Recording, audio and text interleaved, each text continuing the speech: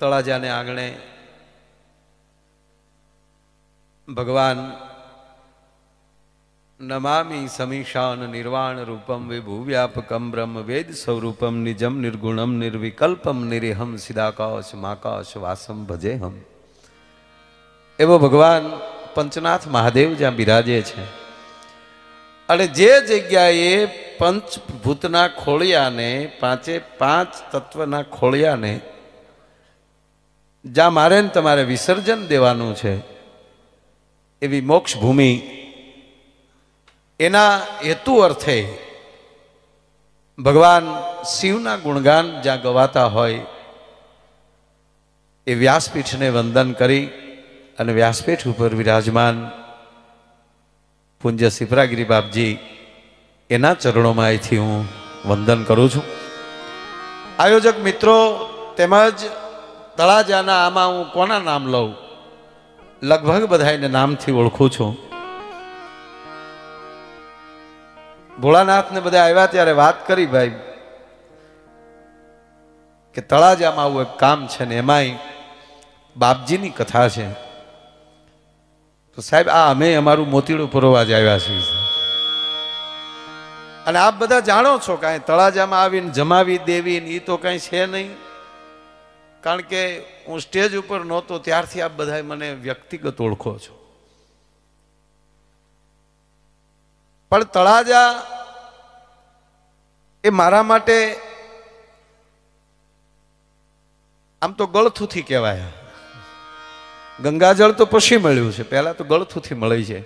એમ તળાજામાં પહેલા પ્રોગ્રામ કર્યા છે. તળાજાએ વખાણ કર્યા ત્યારે ભાવનગર સુધી વાત પોગી, પછી ભાવનગર વખાણ કર્યા, પછી મુંબઈ સુધી પહોંચ્યું, પછી મુંબઈ વખાણ કર્યા અને પરદેશ સુધી પહોંચ્યું. પણ પાયામાં તો તળાજા ને. અને એ તળાજાની અંદર જ્યારે આવું રૂડું જ્યારે આયોજન હોય એ આયોજનમાં દીપક બાપુએ ગણપતિ વંદના કરી, પોપટભાઈએ સરસ મજાનું સંચાલન કરી રહ્યા છે. આયા કીધું એમ કે નાસભાઈથી લઈને એવા ઘણા બધા કલાકાર મિત્રો પણ અહીંયા બેઠા છે. પાતુભાઈ અહીંથી આમ નજર ફેરવીને અહીંયા જેટલા આપણે બેઠા છીએ એ બધો આજ ઘરનો બાપુ ડાયરો છે. અને આપની સામે અમારે બોલવું, આપને વિશ્વ સાંભળે છે. મેં આપને લંડનમાં પણ સાંભળ્યા છે, જેના મુખમાંથી અવિરતપણે ભગવાન શિવ, ભગવાન રામ અને ભગવાન કૃષ્ણની પવિત્ર ધારા મુખમાંથી નીકળતી હોય છે. આપ બોલો છો એ અમારે પીવાનું હોય છે, એટલે જ કહેવામાં આવે કથા અમૃતપાન કરવા આવજો. અને પીધેલું હોય ને એ રગે રગમાં ચડે.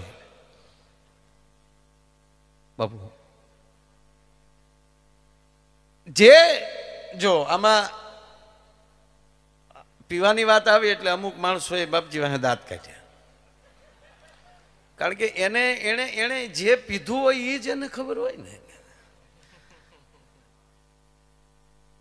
તો એ કહું લ્યો ને કે એ બોટલ જેટલા તો નશામાં રહેજો. માળી પોતે ખાલી થઈ જાય છે, હામાવાળાને ફૂલ કરી દે છે. તો જે એ નશો હોય એ જેમાં ભર્યો હોય એ ખાલી થાય ને હામાવાળો ફૂલ થાય. તો જેની અંદર ગંગાજળ જ ભર્યું હોય, જેની અંદર કથાનું અમૃત જ ભર્યું હોય એ આપણી સામે ખાલી થાય છે ને આખી દુનિયાને ભરે છે. ભલા માણસ એનો નશો હોવો જોઈએ આપણને. આપણે નશો છે એનો રામ નામના ગુણ સાંભળ્યા છે એનો નશો, શિવના ગુણ સાંભળ્યા છે એનો નશો, મારો બાપ દાદો કોણ છે એની વાતો સાંભળી છે એનો નશો. અને એનો નશો આવે ને એને જ ભારતમાં રહેવાની જરૂર છે, બાકીને રહેવાની જરૂર નથી. ભલામણ સારે જહાં પે અચ્છા હિન્દુસ્તાન હમારા એ ખાલી કહેવા જેવું નથી સાહેબ. રજનીશજી જેવો વ્યક્તિ એમ કહેતા હોય ભારત કોઈ ખંડ નથી, ભારત એક ઘટના છે પૃથ્વી ઉપરની. આ દેશમાં જે ઘટનાઓ ઘટે છે એવા પૃથ્વીના ગોળામાં એક પણ જગ્યાએ ઘટના નથી ઘટતી. સાંભળજો, આજે જ બપોરે ધરતીકંપનો ઝટકો આવ્યો ને આપણે સાંભળી લીધું, જોઈ લીધું. આ જગ્યાએ અમેરિકા હોય તો ઊંધું થઈ ગયું હોય. શું કામ? આપણને ભરોસો છે કે મારો નાથ કાંઈ નહીં થવા દે. આ દેશ ભરોસાનો છે, વાત એટલી જ છે. અને એ જ ભરોસાનો સ્તંભ કોણ? આ મહાદેવ.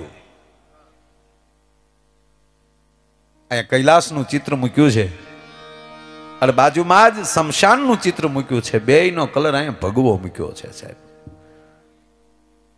અહીંયા સંધ્યા દેખાય છે અને અહીંયા સંધ્યા પામેલી વ્યક્તિની એક અગ્નિ દેખાય છે. આરતી 5 જ્યોતથી આપણે ઉતારીએ છીએ. એનું કારણ એ છે કે અંદર પણ જેમ 5 તત્વ છે, પાંચેય તત્વના અગ્નિ પણ અલગ અલગ છે. જઠરાગ્નિથી માંડી કૃતાગ્નિ સુધી વૈયાવો, એ પાંચેય તત્વના અગ્નિ મારીને તમારા શરીરમાં જ છે. પછી 5 જ્યોત એટલે જ કહીએ છીએ સદગુરુને આરતી ઉતારો તોય ભલે, શિવની આરતી, આ બધું સરખું જ છે ભાઈ. પણ એની પાસે પેલા એ જ માગવાનું કે અમારા 5 અગ્નિને જેટલા જોતા હોય ને એટલા જ અમને આપજો. બાકી એક દી તો આ પંચાગ્નિમાં મારે તમારે ભળી જ જવાનું છે, એમાં કોઈ શંકાને સ્થાન નથી. અને એવા જે મહાદેવ અહીંયા પંચનાથ બિરાજે છે, દર્શન કર્યા અમારા પૂજારી બાપુ, એ આમ તો જૂના અમારા મિત્ર, અને એ અહીંયા સેવા કરે છે, અતીતના દીકરા છે. એટલે એને અહીંની વંદન કરીને હું ઘણીક તમને હવાણ કરાવે. બાપુ અહીંયા દીપક બાપુ, તમે આવ્યા પહેલા પણ સારા ભજનો, આપ આવ્યા ત્યારે તો મહાદેવની સ્તુતિ હાલતી હતી, મહાદેવનું ભજન હાલતું હતું. એક મહાદેવ છે ને ભાઈ, એ ભોળોનાથ છે, એનું નામ જ ભોળોનાથ છે. કાકભૂષણની કહેવી નમામિ સમીશાન નિર્વાણ રૂપમ વિભુ વ્યાપકમ, કોઈ બ્રાહ્મણનો દીકરો ત્રંબકમ યજામહે સુગંધિમ પુષ્ટિવર્ધમ ઉર્વા રૂક્મી બંધના મૃત્યુ મોક્ષ મામૃતમ. જે આવડે કે એ રાજી થાય, કાંઈ ન કરે. ગામડાનો માણા ઓમ નમઃ શિવાય, ઓમ નમઃ શિવાય, ઓમ ઓમ એટલું કરે તોય. અરે છોડો ગામડાની અભણબાઈ, એવો રે ગાવો તમે શંકર બોલા રે, તને ચડે છે ભભૂતિ ગોલા. એવો રે ગાવો તમે શંકર ભોળા. હે મહાદેવ, તને અમે ભસ્મ ચડાવીએ તોય તું રાજી થા, અમે તને જળ ચડાવીએ તોય તું રાજી થા, તને બિલીપત્ર ચડાવીએ તોય તું રાજી થા. અરે છોડો, અમારું શ્રદ્ધાનું આંસુ ચડાવીએ તોય તું રાજી થા. એવો જો મહાદેવ છો તું. અને બેહણું મહાણે છે, પાછું બેહે શમશાને. અરે માણા માતર ત્યાંથી બીવે લ્યો.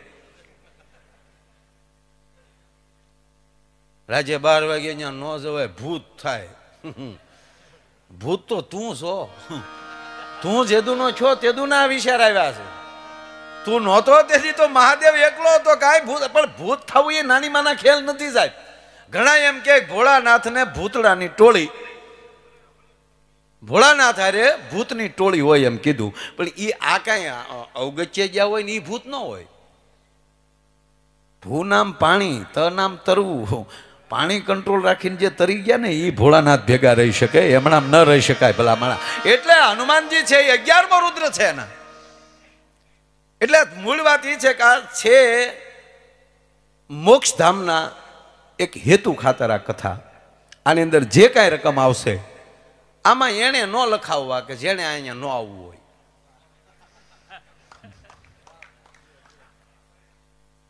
પછી શમશાન હોય તોય ભલે, કબ્રસ્તાન હોય તોય ભલે.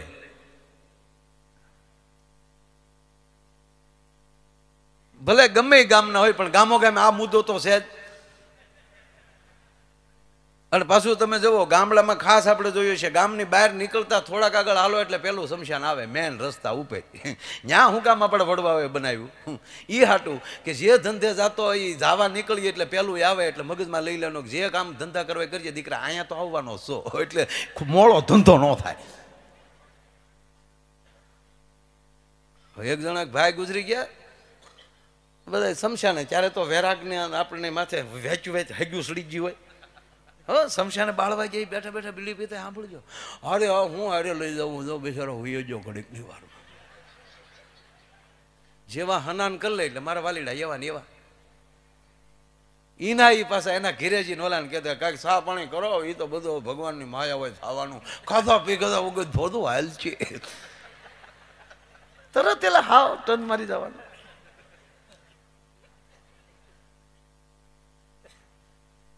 ઓલો એક ભાઈ ગુજરી ગયેલા, શમશાને બધા બાળતા હતા, પોણો ઓલો બળી ગયેલો.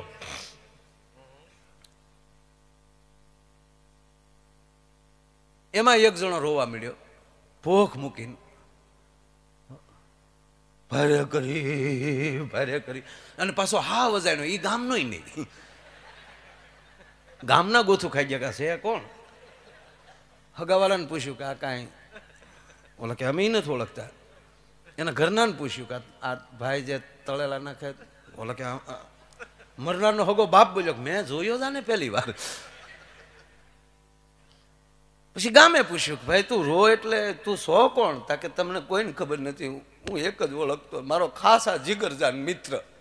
એટલે ગામના છું કે હા આપણે ખબર ન હોય, બહાર ગામનો એનો મિત્ર હોય, હારે ફેર્યા હોય, હારે ભણ્યા હોય, આવું બન્યું હોય તો એનો મિત્ર હશે.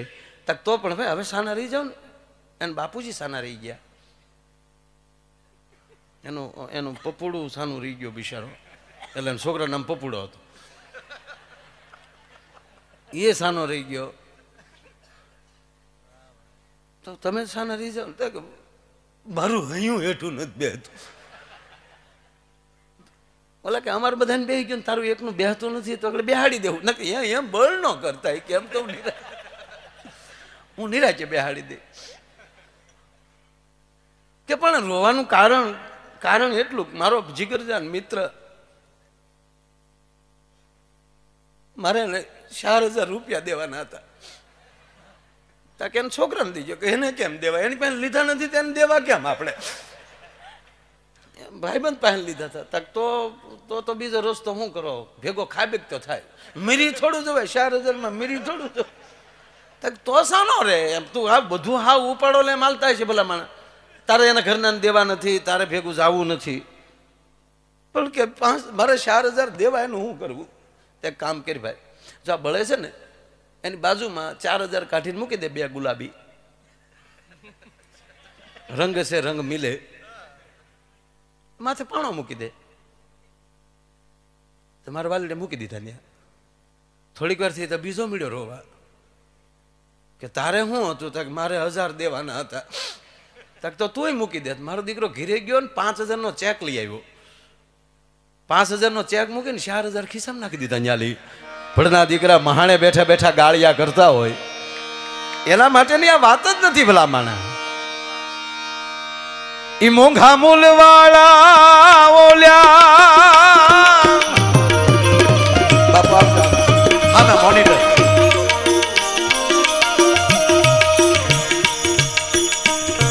હળો હળો વગાડજો.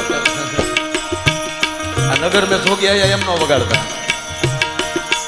નગર મેં જોગી આયા એમાં નગર મેં જોગી બાપુ જે વાહે ધોડ્યા છે તમારી વાહે.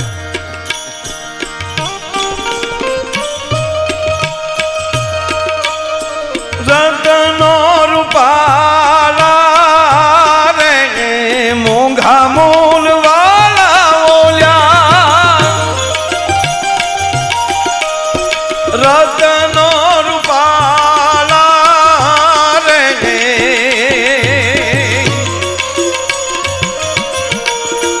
દરિયો કરે નહીં મોતીડાની માળા રે ઉપકારી એનો આત્મો રે રેગદી.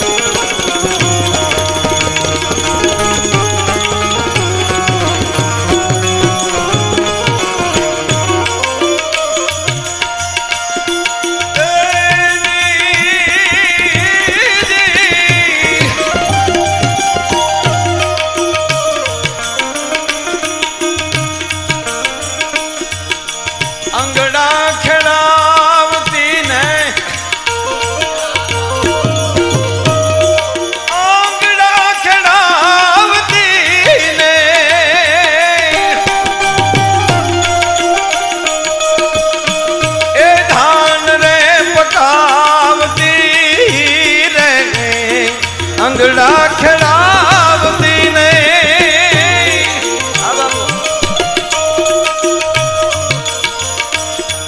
દાન રે પકા